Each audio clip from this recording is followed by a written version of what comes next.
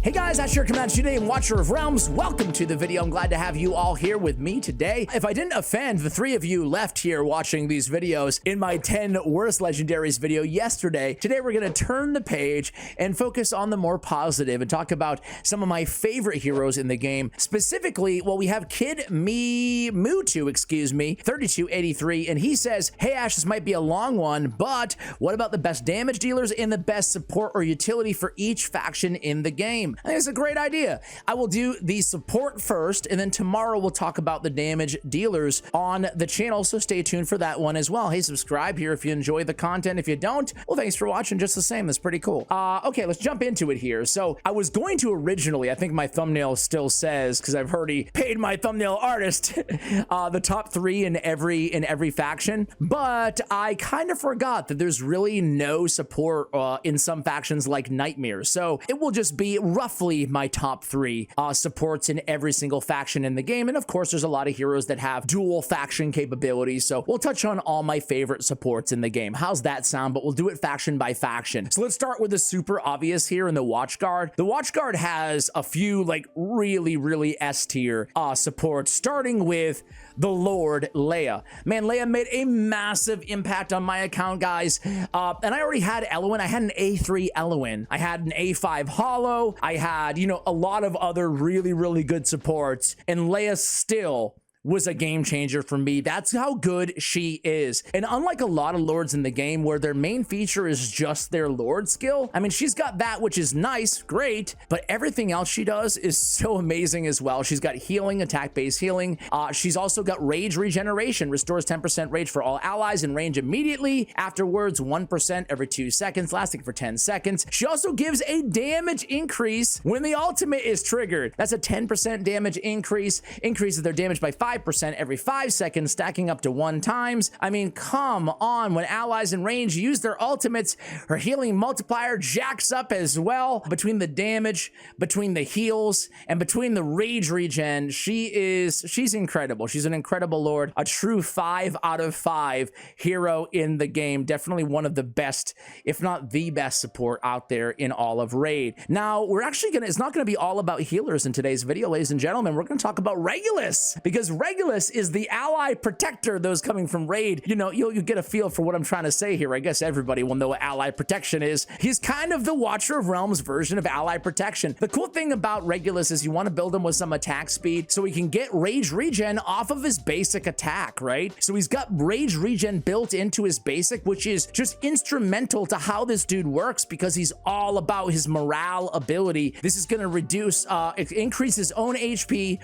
while sharing damage of all allies surrounding him. So just a really good, well, it says it right there, damage dealing ability. He also has some stun. He also has a immune to damage for 8 seconds, which is the biggest thing I look for. I don't know about you guys from tanks, is I want that Baron. I want that Brokir, right? I want that unkillable dynamic. It's what I really look for, and he has that as well. So really good defender, all for the decent cost of 19 as well. He's one of those dudes that I didn't play much in the beginning. I pulled him early. I didn't use him that much, and then now he's just one of my favorite defenders in the game in Regulus. Constance, she's number 3 here, and I could pick her obviously in the Arbiters, but I'm gonna talk about her right now. Constance is a tremendous defender, somewhat recently added to the game, right? She's used, you probably see her all over the place, man. She's really unique. She's a healer. She's a buffer. She brings attack-based healing. She's from a defender, no less, an 18 cost defender. And she also brings, step aside, Dolores. She's bringing inspiration. I say that kiddingly because Dolores is still as good as she ever was. But, you know, it's the same buff and inspiration, but coming from quite a different source, right? So inspiration obviously is going to boost the attack based on the, the wearer, the caster, his attack. So it does make her, I guess, the only downside, and I'm really being nitpicky here, is it can be tough to build her with a lot of attack and enough defense to keep her alive as well. You know, it really depends on how and what you want from this champion. Immortal Codex, she's using like half the Immortal Codexes. She's really insane. She has different abilities, whether she's blocking or not. She has arena cost reduction as well. I haven't seen a ton of her in the arena, but you never know with Constant. She's definitely incredibly unique. And yeah, I mean, she's the only defender, or is she the only defender in the game with inspiration? Yes, she is. I want to say she is. So very, very good. Okay, let's move on to the North Throne. There's a lot of good ones in North Throne. I might cheat and add in a bonus fourth for you guys. But I want to start with King Hars. I'm going to be real with you guys. King Hars is great. He's got good control. He's a very nice tank. He's got rage regen as well on his basic, which is nice. He has some damage reduction built into his kit. Every time receiving a shield, increases the shield strength by 35%, which is pretty cool. But unlike a Leia, who I said, you know, she brings so much more than just her Lord skill, the highlight to me of King Hars is his Lord skill. Read it with me here, right? The more faction, okay. Periodically grants all faction allies a shield equal to 30% of their max HP and all other allies a shield equal to 15% of their max HP for 20 seconds. So the reason this is so good and the reason that I love King Hars is even if I'm not using him in the battle, he'll still grant this shield not only to Northerners, but also to all allies. So even if he's just there taking up a spot in my roster, but not actually on the battlefield, he's going to be bringing that to the fight, that constant shield that scales up depending on the number of faction allies on the team. So, I mean, I love King Hars just for the Lord ability in itself, but he's also a pretty competent defender. He's lacking that unkillable, that unyielding that I love so much in defenders that kind of keeps him from the S tier in my opinion. But just for that Lord skill, he definitely belongs on the list. Next up, let's just talk about let's talk about Sadie. I really like Sadie. I think she's really underrated. First of all, she's very cheap. She's a 9 cost healer. She grants physical damage reduction by 15% and magic damage reduction by 15% to all allies in range. So right out the gate, she has damage mitigation to both physical and magic. You gotta love it. She has HP based healing to all allies in range. She's not an insane healer, but she's an HP based healer, which is nice. You can stack up a lot of survivability on her, which is fantastic. Song of Courage though Ode to Time is what it's all about on her. She's like the proverbial cheat code for Gear Raid 2, right? You don't have to use a Volca strategy where you're cycling in and out and retreating and bringing them back to the battlefield. You can just use Sadie and basically mitigate damage. During the ultimate, allies in range only take 50% of incoming damage. You can get it up to 60% or 40%, excuse me, of incoming damage. When this effect ends, they will lose HP equal to remaining damage over 8 seconds. Basically, it is really, really just insane the amount of damage mitigation that you can withstand with that Ode to Time. Song of Courage too, after the ultimate ends, it randomly grants one of the following buffs. You can awaken her to get both of them, restores the HP to mitigate the downside of the ultimate every 1.5 seconds, or increases 20% of their max HP. So really, really good healer. Again, super cheap. She's really unique. I like her. She has that 360-degree range as well, which is helpful for a hero with a kit like that. Vortex. Of course, Vortex is going to make the list. Still one of my most used healers just because he's got the ultra wide heal. He's not wide, he's got ultra wide. A lot of HP based healing, which I love. I don't know. I have a thing against attack-based healers, you know? I mean, they're still very good, some of the best healers in the entire game, but I love HP-based healing, and he's got that. It is a single ally in range, but my man has a great shield. He's a competent healer. I mean, just shields and heals for days in a massive range. That's what you need to know about Vortex. Vortex may be, he's my top 3 most used rare in the game. I would say with a Hollow and a Dolores, you know? Very, very, very good. Last but not least is going to be Maiden. Maiden is an insanely good epic healer, man. She's really, really good. She's pretty basic at 15 cost, nice and cheap, HP based healing. We love it. 3 allies in range.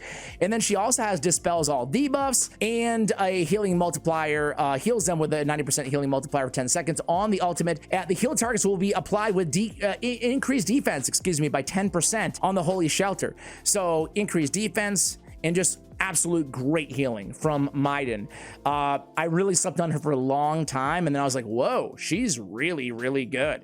Nightmare. There's nobody here. I guess if you wanted to stretch it a little bit, I guess you could kind of consider Volca for her passive. a support, I guess, or for her awaken one, I should say. Ally's revival time minus 25%. I don't know, that's kind of a stretch. I look at support as heals, buffs, cleanses, revivals, stuff like that. But I guess if I had to give it to somebody, I mean, who else are we gonna pick here, right? There's absolutely nothing. I would go with Volka, I guess. There we go. All right, Cursed Cult, guys. Oh, I just mentioned her, so let's just start with Hollow. I love me some Hollow, man.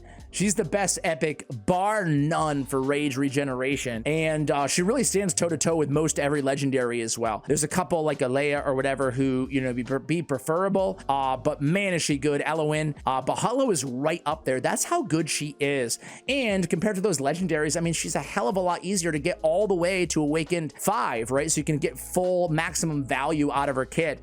She has attack-based healing, which, you know, I don't love, but she can actually heal.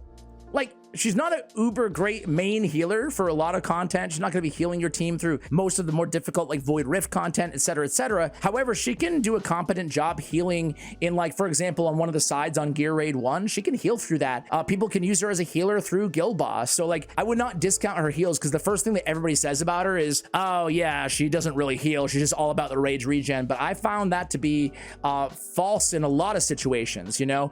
Her Light of Bliss is the rage regen, right? Actually, excuse me. When Light of Bliss is activated, recovers the rage regen, so it's energetic bliss that is actually happening from the Light of Bliss. But that will increase her healing multiplier on the Light of Bliss as well, and that's where she becomes a pretty competent healer. So if you can time it correctly, she can come through there. I'm talking way too much healing on a champion who's all about the rage regen, but you guys get the point. I love me some Hollow. The other one is a weird one. It's Carnelian. Carnelian, I don't use anywhere close to Hollow, and she's a legendary chaotic cultist versus an epic. So that's pretty crazy.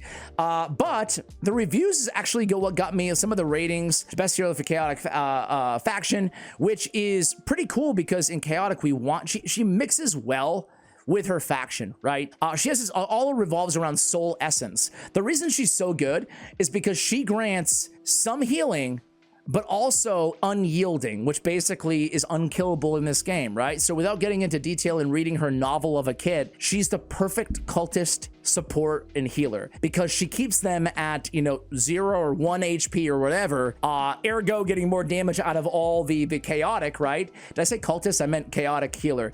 Getting more damage out of the chaos units, right? And giving them unkillable, right? I believe she has like a bounce effect as well. She's the perfect, again, I'm repeating myself here, but she's the perfect healer for her faction. A little bit more niche than some of the other supports that we talk about here, but she's a really good healer who I only built like about a month ago. So I'm kind of new to Carnelian.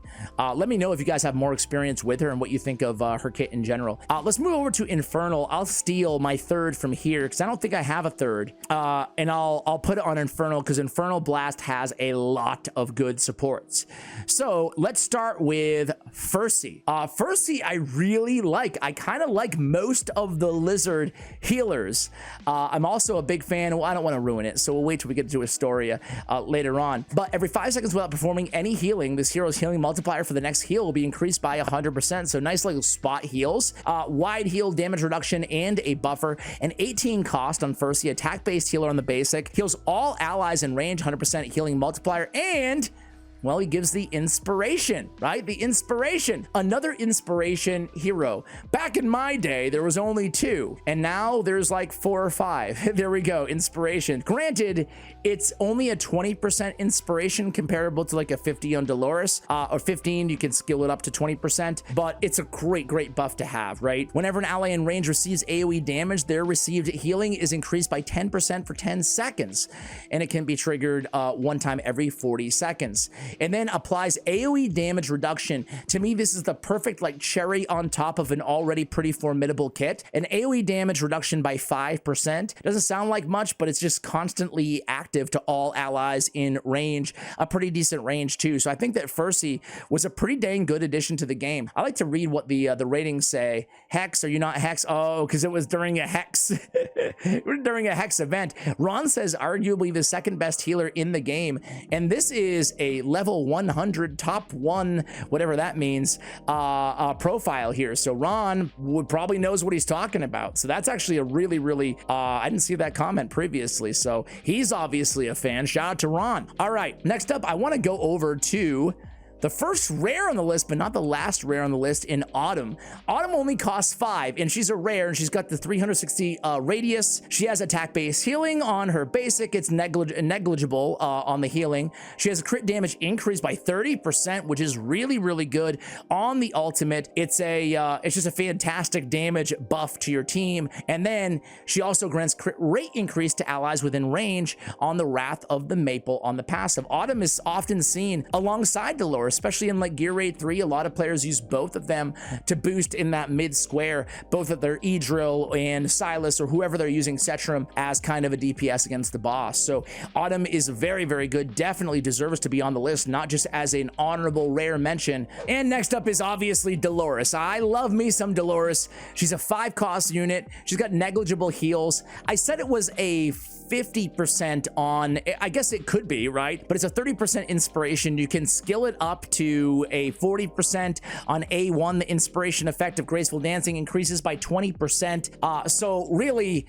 she's the best inspirer in the game, right? And for that reason, she is a massive part of almost every team in the game. She could be, I think she is, probably the most used hero in all of Watcher of Realms. Would you guys agree with that statement? Definitely belongs on the list.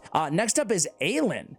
I really like Eloin. I've never really heard anybody talk about this hero, but I'm a fan. I mean, she's super cheap. She's got a great radius. She's got a great, she's great, just flat out healer, right? She got attack-based healing to all allies in range. She has Aria of Moon, where increases the hero's multiplier by 70% and speeds up heals by 100%, so more healing. When Divine Moonlight, which is on her talent, she receives a stack of Divine Moonlight every second, stacking up to 50 times. When it reaches 25 stacks, right, so 25 seconds, I guess, increases healing multiplier by 20%. Additionally, all allies in range will receive 10% less damage, so straight up 10% damage mitigation, not just AoE attacks, just straight up damage mitigation for every one ally in range. Increases the healing multiplier by 1% and acquires an additional stack of Divine Moonlight. So her kit makes perfect sense, and if you're looking for raw heals, look no further. I'm a big fan of her. All right, guys, those are the 4 from Infernal. Let's move over to the Star Piercers.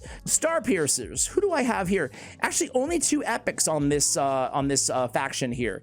Lily, the starter healer in the game, is actually not a very bad healer. Now listen, towards the end game, she's going to be relegated mostly just to Piercer's faction trials, obviously. But she's not half bad.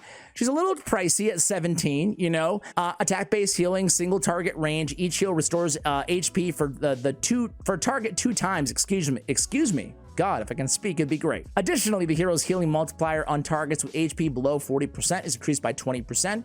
It lasts for 20 seconds. And then prevents incoming fatal damage 1 time for 1 ally in range, and immediately grants this ally a shield equal to 20%. So that thorny protection is really, well, it's right there again, right? The anti-death ability. The anti-death. I love her. I mean, she's just like a solid, but definitely not S tier. I mean, maybe she technically doesn't belong on the list because I'm talking about the best healers in each faction, but ultimately, I mean, you're gonna need healers like this to progress in faction trials, so I think she's worth a mention.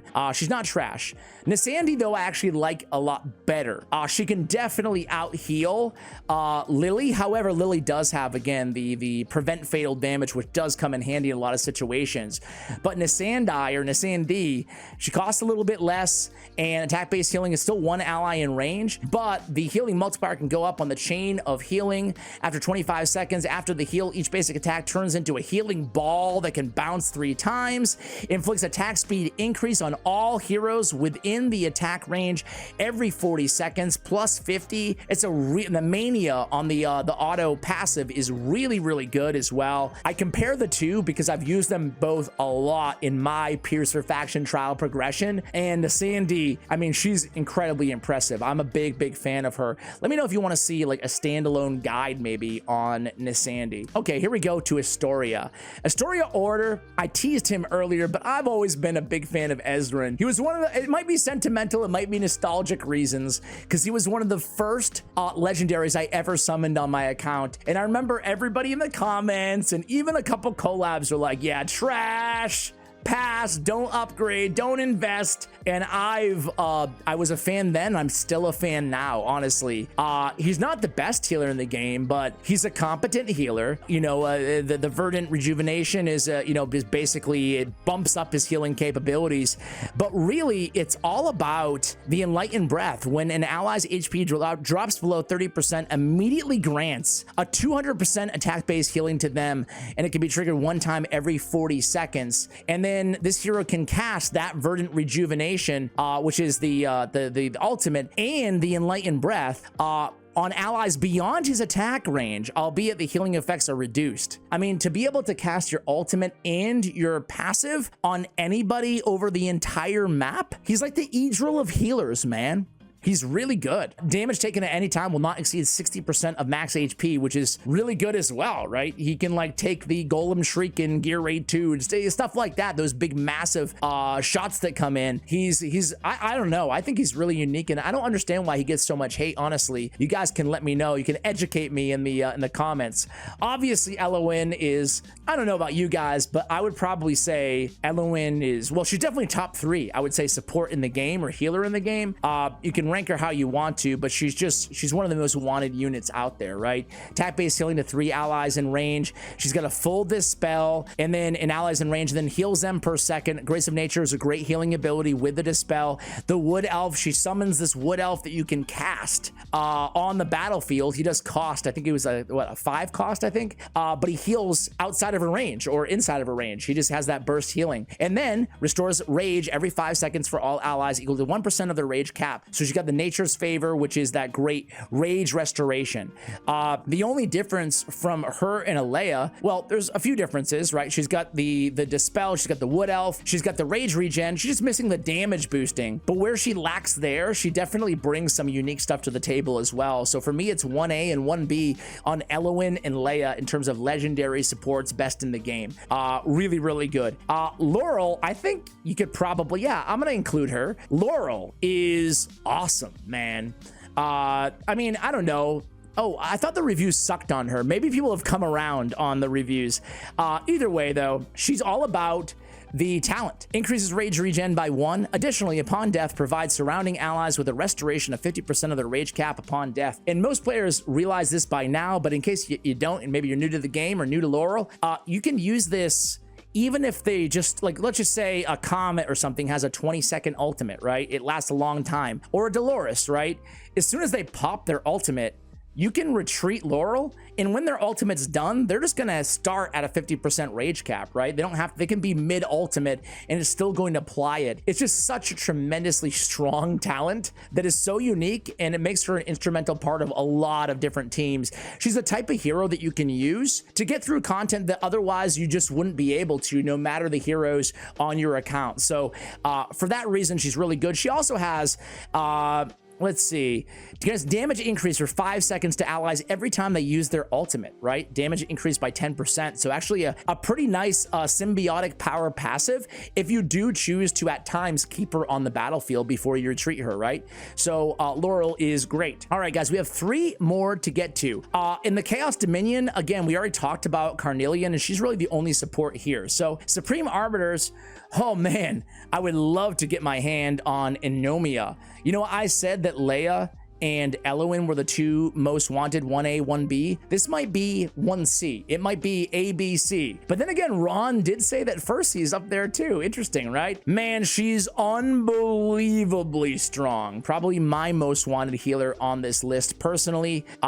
Really stellar reviews. Each healing will bounce 2 extra times, with each bounce granting attack-based healing to an ally with a 35% healing multiplier. That's her talent. We're just starting there. Attack-based healing to 1 ally in range. The Holy Light Euphony, when activated, grants attack speed, increases attack speed by 100, grants attack speed increase by 100 to all allies in range for 20 seconds, and then the effect becomes permanent after the skill's second activation. So when you use 2 ultimates with her, it's just a permanent attack speed bonus of 100 to everybody in range. That's insane. Dispels all debuffs from 3 allies in range every 40 seconds. You can get that skill down as well. During the effect of Holy Light Euphony, her ultimate, the healing multiplier of the bounced heal is plus 40%, can be skilled up as well, and reduces the hero's cost in the arena by 5. Very, very cool. The attack speed, especially with all the bounce heal and the healing and the dispelling, I mean, she's really dang cool. I don't know about you guys, but I think I would put, just because of the rage regen, I would put Leia and Eloin over her, but she's in that next like S tier, S- tier batch after that. Really, really cool. I want to end with a fight. Actually, not ending yet. We have one who's not a part of any faction to talk about at the end of this, but I want to end with a fighter in Valkur. I really love Valkur. I mean, talk about heroes in this game that have grown on me. I've mentioned a few now. I love her. She's a debuffer, right? 15% on the basic, right? For magic damage. Makes her very good anywhere you're trying to use a lot of mages, right? So it could be the Tide, it could be Gear Raid 1, exceptionally good, and Void Rift all over the place, right? The reason I technically consider her a support as well is because she has a revival, right? There's not that many revivers in the game. There's a decent amount of self-revivers, but not many like Valkur. Immediate revives 1 ally units in range and restores 50%. You can get that all the way up to 100%. 100% HP for them. This effect can only be triggered 1 time per deployment and does not revive this hero herself. So a reviver, fighter, debuffer, damage dealer extraordinaire. I really love Valkur. All right, guys, the very last hero on the list is going to be a rare. And poor little, where is she? Right in front of my face. There she is. Poor little Narvi has no faction, but she deserved to be mentioned as another rare in the video. She costs 10. She's a rare. She's a fighter, and she has inspiration, right? Inspiration can be a 20% when skilled up, and yeah, you've got another inspiration option out there. A lot of people who don't have a Dolores will use a Narvi. A lot of people will use Narvi in conjunction with Dolores as well. She also has some cost regen built into her as well. A nice little rare hero to end off this list. Guys, let me know if I snubbed one of your favorite supports here, and stay tuned for the damage dealing follow-up here video that will release hopefully tomorrow or the next day. Thank you for watching all the way till the end, and as always, take care, guys.